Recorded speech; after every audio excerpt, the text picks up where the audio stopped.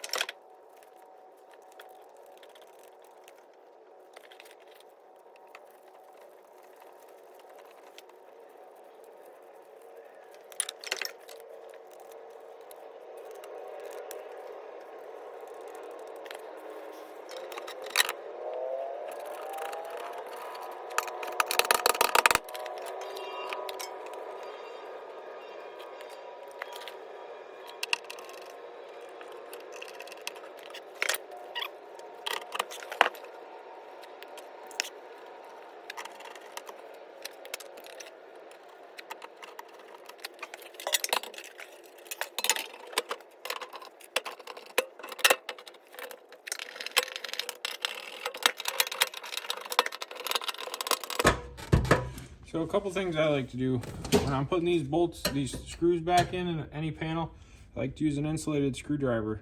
And the reason is because if that screw goes in and I'm on a regular screwdriver and it cuts through a wire, I'm holding on to the metal, I'm gonna get shocked. So like here, I would get shocked. This is just a homemade insulated screwdriver, which is just electrical tape on there. And this is an electrical advice. I'm not, I'm not telling you what you should or shouldn't do, but this is what I do, and it works good.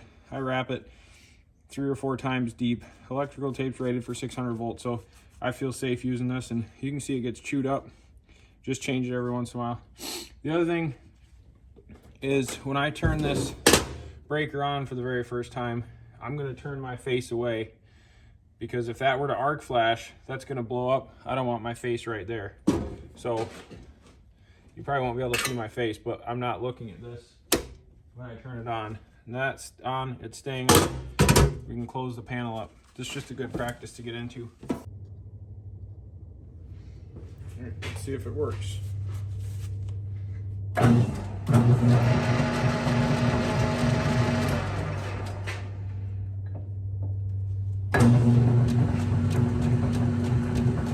Works great.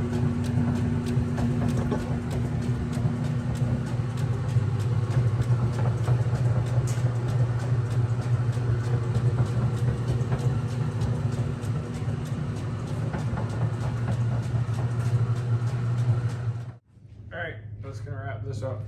I'm gonna make a video on how to use those quick change gearboxes. I looked all over YouTube and I couldn't find anything on how to set up those quick change gearboxes to thread. Maybe if you buy one of these, you're supposed to automatically know how to use them. But there's actually a couple different things a couple different positions to set things in to get the right threads, and it was kind of unclear to me how to do it since this is the first lathe I've had that has one of those. So I'm gonna make a video about that. But wire it up, set in place. I replaced the old, I think it was a 9-inch South Bend, the little one I had. So that's gonna last me probably the rest of my life. It'll do everything I need around here. So happy to have it, happy it's working.